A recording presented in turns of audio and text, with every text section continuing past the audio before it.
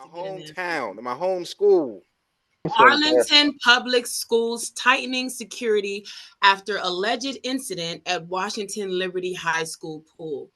We're going to get into that security word. They got a pool at the school. All After three a of them. sex offender was accused of exposing himself in a girls' locker room at the Washington Liberty High School pool, Richard Kenneth Cox. He has Goddamn. three male names. A registered sex offender was arrested in December. At a meeting Thursday, Superintendent Francisco Duran said after they learned Cox was in one of the school system's aquatic centers, we immediately prohibited the offender from being on APS property and notified the Arlington County Police Department and our county partners. Call We him did Kenny. not Call him Kenny. knowingly. What'd you say? Call him Kenny. Not Cox. Kenny Cox. Kenny Kip? Cox. Call him Kips. Dick Kenny Cox. Kenny Cox. Dick Kenny Cox is facing charges of indecent exposure and indecent. Dick Kenny Cox is facing charges of indecent exposure and indecent liberties with a child less than 15 years old, among others. That is disgusting.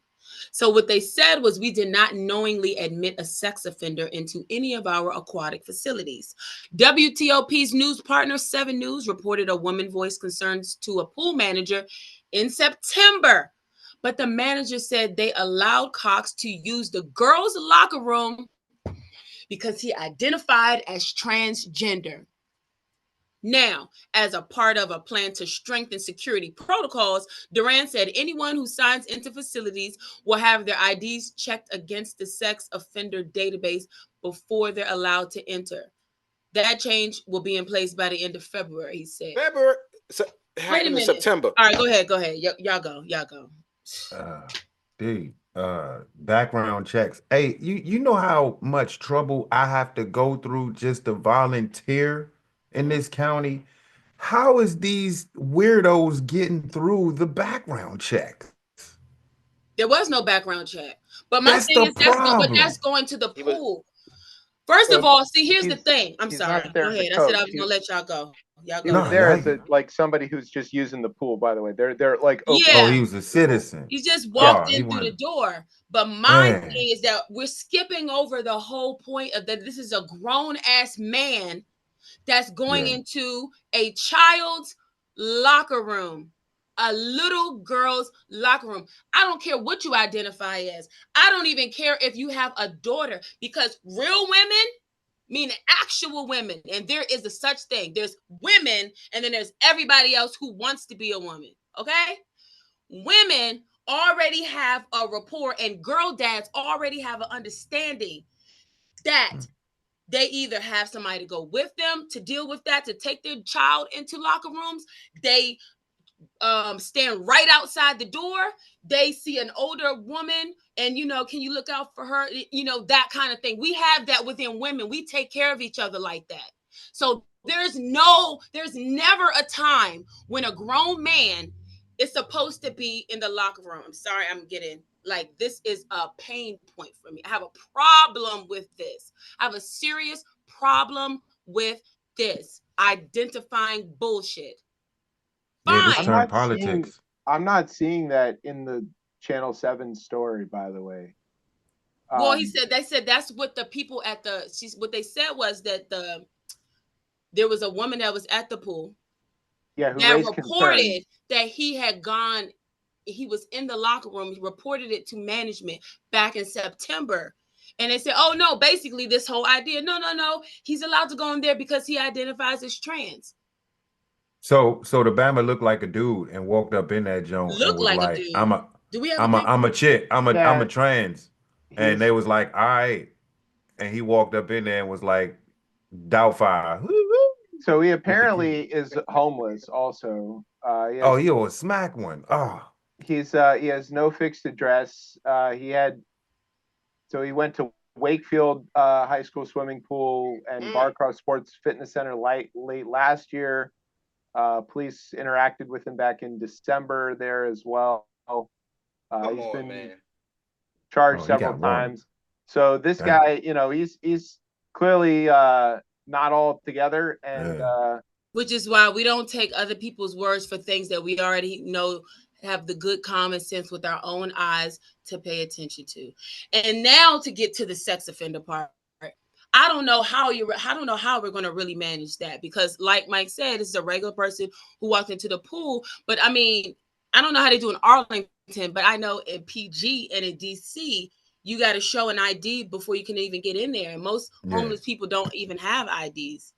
So maybe that's the security. Maybe that's the security protocols that they're saying they're going to step up by saying that they're going to start checking IDs. Yeah, I mean, I haven't lived in Arlington in a long time, but it's from my recollection anyway. Yeah, you had to show your ID, because if you're a county resident, it was like 50 cents one price there. Yeah, and if you're not a county resident, it's like $1.50 or something like that. So I'm sure it's gone up since then. But did you say $1.50? Yeah, it was $1.50 for non-county residents. I was the only person that did that. Yeah, I love that. My mom swims at this pool sometimes, so oh my gracious, I know about it, but I'm sure it's all fine.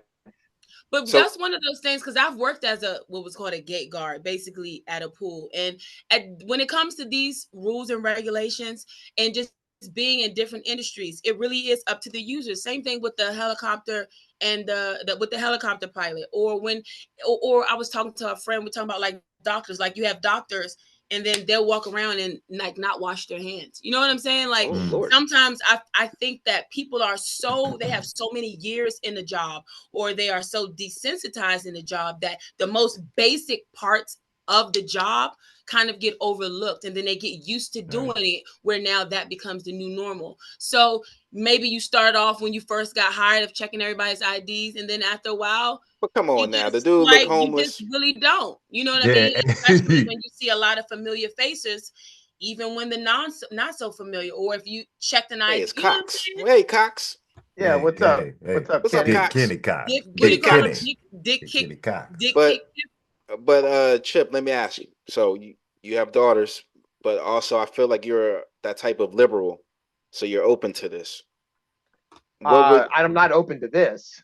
I don't think throw them under the bus, under the Greyhound. Explain what you mean by this before you put it. Yeah, I don't know what you're getting at.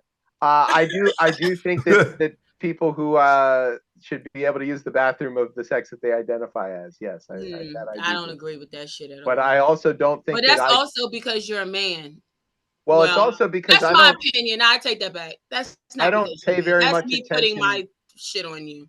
I don't care what's in other people's pants is the reality of this. So I do feel like that is kind of because you're a man, though. Like men usually have that kind of just hands off, that's not true. Live kind of attitude. I think it's pretty easy to not care about other people's pants, especially if you don't have any interaction. But when they're bringing their pants in your space. Yeah. So our spaces operate differently from male spaces. That's why I'm pointing out the fact that you're a man.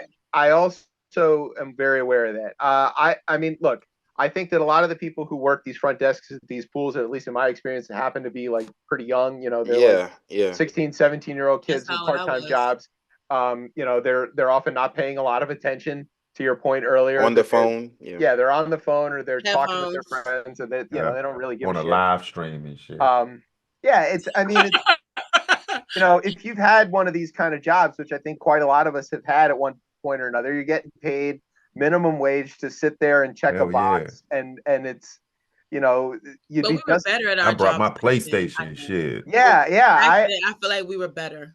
I definitely hung out with my friends who were lifeguards and watched them not watch the pool. You know, like they were not doing a great job at this. I was hooping. Oh, well, I guess I was kind of square. My lifeguard friends, they took their job seriously. But I think, you know, it also sort of speaks to this point of like, there are people who are very worried about a thing that isn't happening, and then there's things that actually are happening.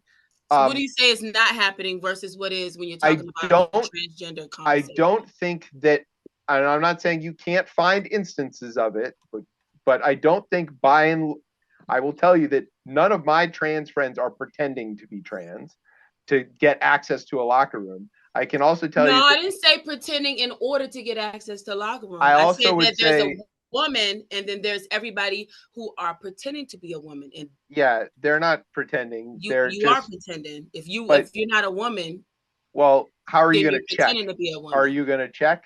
I'm not going to check. I'm not interested. Let me see your briefs. Yeah, exactly. You know, it's like pull your pants down. It's like when people ask me if I'm Jewish or not. I'm like, do you really? No, that's not equivalent. You know, and so I'm happy to show my pieces if they want to, but that's not really usually what they're after.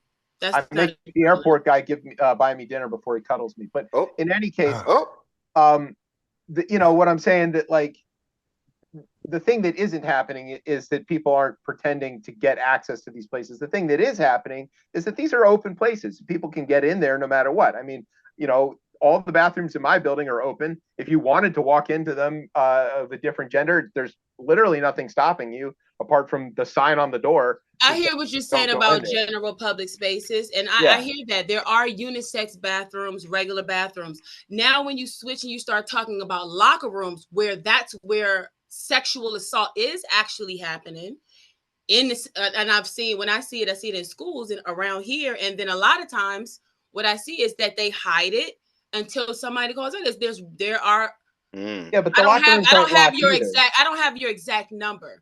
But here's what I would say is that to dismiss the fact that it is a trend, that it regularly does happen, even if it doesn't happen, let's say every day, the fact that it happens several times a month, every month and every year is enough to make it important in at least specific places, like where people are getting fully undressed, such as locker rooms, where there's showers, where you're in the pool and you're pretty much damn near naked. It's different from going to the bathroom. So let me ask you this: Starbucks. All right, make it quick. But the locker rooms themselves aren't locked, you know. So like anybody can walk in there and do that. And that's not a valid argument. Let them go ahead and do it together. It's true that anybody being sexually assaulted or anything like that is terrible and is reason to do something about it. I would also be very curious about your statistics to also say that, you know, there are a lot of trans people who get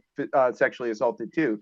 And they shouldn't be assaulted either. Right. And neither should women. Right. So okay, but we gotta move on, y'all. We gotta go. Whatever not women that are going around into men's bathroom. Whatever the rigid reaction is, if you're gonna take a handful of cases and react to that, that's a legitimate thing. But we can't agree. A handful, what would you say a handful is? Like 6 or 7? A handful is like 6 or 7. Yeah, 5. So we gotta move on from Kenny Cox, y'all. We gotta move on from Dick Cox. I'm not saying that. I'm saying I don't know how many. You take a handful. I'm saying that you can show me this example, which is I don't have to show you. You can Google it. You can what I'm telling you is that if the reaction to it is this powerful towards this, the same reaction needs to apply to when trans people are also sexually assaulted. We're not talking about trans people being assaulted. But we're talking about little girls. Yes. So when the conversation, see, that's the same thing. You know, there are little girls who are trans, right? That's like when you say, oh, when a black person gets arrested, like if it was a white person, then da-da-da. But we're not talking about that. No, we're not playing what about it. On the topic of what we're talking about. So this story is about little girls. Yes, who were assaulted by a dangerous person. Who told somebody that he identified as a woman, and because he said that statement, that's how easy it is. And so therefore you want to and so what is your remedy to and this? That say what is the remedy to this? What would you do to prevent this from happening? So I'm going to finish my statement. The problem is that all a person has to say, a man has to say is I identify as a woman, and then automatically you get unreasonable access to naked little girls, teenagers, and grown women. Right there is enough for you to put a period at the end and say that can't and call be the cops. Okay, so that's the case. I totally agree with you. If people are lying about their identity to gain access, that is a huge problem. Supposing that the same thing happens and a different person is assaulted. I'm not saying just to gain access. You keep adding parts. No, you're mentioning the. Hold on, y'all. I gotta mute y'all. Okay, we still got one more topic. The scene from just one of the guys. I'm showing my age, but that was a cool movie. Okay, all right. We can agree that we don't like Dick Cox. Okay, we only get Kenny Cox. Kenny Cox.